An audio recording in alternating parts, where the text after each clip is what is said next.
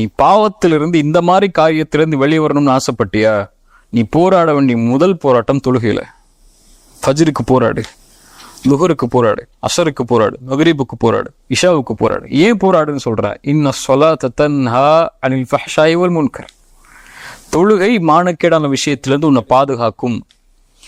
உன்னுடைய கவனம் தொழுகையின் பக்கம் திரும்பினா அல்லாவின் பக்கம் அல்லாவின் கவனம் உன் பக்கம் திரும்பும். அல்லாவின் கவனம் உன் பக்கம் திரும்பினா பாவங்கள் இருந்து பாதுகாப்பை இறைவன் கொடுப்பான். நீ பாவம் செய்யவே முடியாது, அந்த பாதுகாத்துருவான். யூசுப் அலைஹிஸ்ஸலாம் அந்த ஒரு பெண் தன்னை தவறான இச்சைக்கு அழைக்கும் போது அவங்க என்ன சொன்னாங்கன்னா, யா அல்லாஹ் நீ பாதுகாக்கலைன்னா நான் அந்த பெண்ணிட்ட போயிருப்பேன், நான் என்னால இது நடக்கலையா அல்லாஹ், நீ பாதுகாத்தன்னாங்க. இப்போ அல்லாஹ்வுடைய அருள்களில் மிகப்பெரிய அருள் ஒரு பாவத்தை செய்ய விடாமல் அல்லாஹ் பாதுகாப்பது. அதுவும் இந்த மானக்கேடான செயல்களின் பக்கம் நெருங்க விடாமல் ஒருவரை பாதுகாப்பது அல்லாஹ்வுடைய அருள். இப்போ அந்த அருள் வேணுமா, போய் பள்ளியில் நெல்லு. இன்ன ஸலாத்த தன்ஹா அனில் ஃபஹ்ஷாஇ வல் முன்கர். ரெண்டாவது அஸ்ஸஹ்பத்து ஸாலிஹா, நல்ல நட்பை ஆக்கிக் கொள்ளுதல். அல் மர்உ அலா தீனி ஹலீலிஹி ஃபல்யன்துர் அஹதுக்கும் மை யுஹாலில். ரசூலுல்லாஹ் சொன்னாங்க ஸல்லல்லாஹு அலைஹி வஸல்லம், ஒரு மனிதன் தன் நண்பன் எப்படியோ படித்தான், அதனால் நீங்கள் பார்த்து கொள்ளுங்கள் யாரோடு பழகிறீங்கன்னு சொல்லி. இந்த மாதிரி செயல்பாடுகள் உள்ளவரோட நீங்க பழகுனீங்கன்னா அவர்கிட்ட இருந்து அவங்கள்ட்ட வருவது.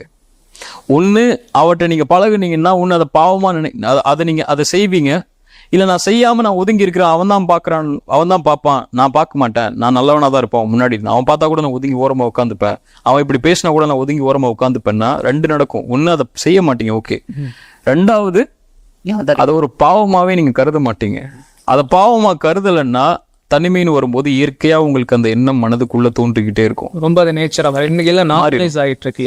இல்லதான் சொல்றேன்ல, இன்னைக்கு ஒரு சென்ஸ் ஒரு ரிப்போர்ட் படியே இன்னைக்கு தவறான பழக்கங்கள் எல்லாம் ஒரு முன்னாடி காலத்துல 22 வயது 24 வயது 25 வயதுக்கு அப்புறம் நடக்கும். நான் சொல்றது ஒரு 90-80s சொல்றேன். அதுக்கு முன்னாடிலாம் இன்னைக்கெல்லாம் 12 வயசு 13 வயசு பையன் கூட இந்த விஷயத்துல ரொம்ப தீர்த்தி ஆகுறான். அவனுக்கு பாவம் எளிதாயிருது. ஃபோன்லேயோ, அவனுக்கு இருக்கக்கூடிய மொபைல் ஃபோன்கள்லையோ, அல்லது அவனுக்கு இருக்கக்கூடிய தொடர்புகள்லையோ, அவன் ஸ்கூல்லையோ இதை பத்தி பேச ஆரம்பிச்சிடறாங்க. அப்போ அவனுடைய எண்ணங்களும் சிந்தனைகளும் இதை பக்கம் போக ஆரம்பிக்குது. எப்போ ஒருவன் சிறிய வயதிலேயே இது தெரிந்து கொள்ள ஆரம்பிக்கிறானோ, இந்த எண்ணங்களுக்கு உட்பட ஆரம்பிக்கிறானோ, அவன் ஒரு 25 வயது வர்றதுக்கு முன்னாடியே பல விஷயங்களை இதுல பாவங்கள்ல கடத்திருப்பான். வெளிப்பட சொல்ல முடியாது என்ன பாவங்கள், அது விபச்சாரமா கூட இருக்கலாம். விபச்சாரத்துல மூழ்கி அவன் எழுந்து வந்துருவான் 25 வயதுக்குள்ள. சிறிய வயதுல அவன் மனதுக்குள்ள இது போயிருச்சுன்னா. அப்போ மூன்றாவது, பெற்றோர்களுடைய கடமை நல்ல நட்பை அவன் தேர்ந்தெடுத்ததற்கு பிறகு பெற்றோர்களாக இருக்கக்கூடியவங்களுடைய கடமை அவனை கண்காணிக்கிறது. அவனுக்கு தனிமை என்ற அறையே கொடுக்க கூடாது. மிக முக்கியமான காரியம் அது.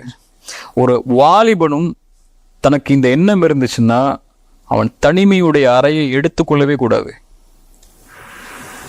எந்த அளவுனா, ஒரு அரபி புத்தகத்துல படிச்சதா, ஒருவனுக்கு தனிமையில அவன் தங்குறதுக்கு எல்லாரும் இருக்கும்போது, சூழலுக்காக தனிமையில தங்குறது வேற, எல்லாரும் இருக்கும்போது ஒருவனுக்கு தனிமையில தங்குறதுக்கு எப்ப அனுமதிக்கப்படும்னா, நிர்வாணமாக ஒரு பெண் இருந்தாலும் அந்த பெண்ணை பார்க்கும் போது இறைவனை பயப்படக்கூடிய எண்ணம் அவனுக்கு வரும் என்ற தக்குவாவை இவன் சுமந்தால் மட்டுமே அவன் தனிமையில தங்குறதுக்கு அனுமதிக்கப்படும். அந்த எண்ணம் யாருக்காவது வருமா? அவ்வளவு தக்குவாவை சுமந்தவங்களை நம்ம வாழ முடியுமா? அல்லாஹ் அப்படி உருவாக்கணும். அப்படி இருக்கிறோமா? இல்லை. அப்ப தனிமையில இருக்கக்கூடாது. கதவுகளை திறந்து வைங்க, ஜன்னல்களை திறந்து வைங்க, மொபைல் பாஸ்வேர்டை போடாதீங்க, போட்டா அவங்க பிள்ளைகள் போட்டால் அனுமதிக்காதீங்க, உங்க ஹிஸ்டரியை டெலீட் பண்றதுக்கு அனுமதிக்காதீங்க பிள்ளைகளை. அவங்க என்ன செய்யறாங்க, என்ன பாக்குறாங்கிறத அவங்களுடைய வயதடைந்து அவர்கள் தெளிவடைந்து அவங்க ஹலாலான உறவுக்கு போற வரைக்கும் கண்காணிங்க. அப்படி கண்காணிக்க கூடாது, என் கட்டுப்பாட்டுல இருப்பான்னு சொன்னா நிர்பந்திங்க. நீ கண்காணிக்கப்பட்டதா நீ இப்படிதான் இருக்க முடியும், உன்னுடைய அறையுடைய கதவு மூடப்படக்கூடாது, ஜன்னல் மூடப்படக்கூடாது, எப்படிதானே என்ன வேணாலும் பார்த்துக்கிட்டு அவனுக்கு சுதந்திரம் இருக்கு. அப்படி நீங்க விட்டீங்கன்னா நாளைக்கு மறுபடியும் அல்லாஹ் உங்களை பிடிச்சிருவான். இப்போ தனிமையை தவிர்த்து கொள்ளணும். பெற்றோர்களும் தனிமையை ஏற்படுத்தக்கூடாது. இந்த மாதிரி காரியங்கள் மட்டும்தான் அவனை அதுல இருந்து வெளியே கொண்டு வரும். இல்லைன்னா அவனை சிறு வயதிலேயே நுழைக்கப்பட்டுட்டீங்கன்னா இன்னும் எல்லையற்ற பாவங்கள் வரக்கூடிய காலத்துல இன்னும் அவன் தன்னை அழித்துக் கொள்வதற்கு அது காரணமாயிரும்.